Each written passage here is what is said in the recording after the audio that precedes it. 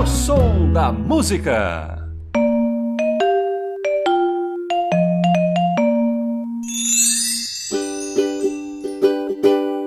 Vejam, esse é o ukulele. Ele parece um violão, mas é bem menor. Parece ser irmão do nosso cavaquinho. Para sair o som, nós tocamos as cordas.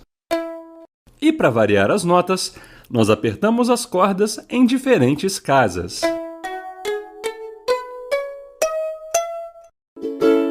Gatinho, como você toca o ukulele?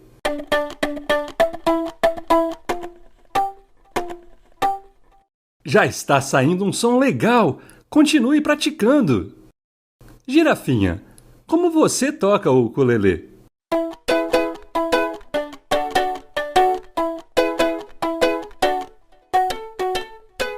Que som bonito! Eu adorei, Girafinha! Papai, como você toca o ukulele?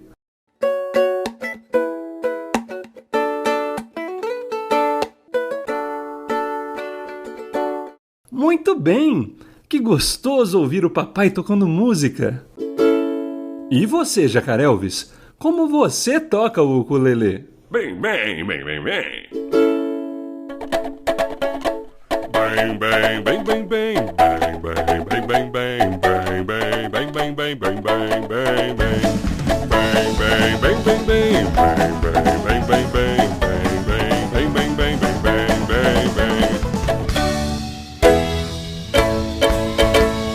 Ukulele!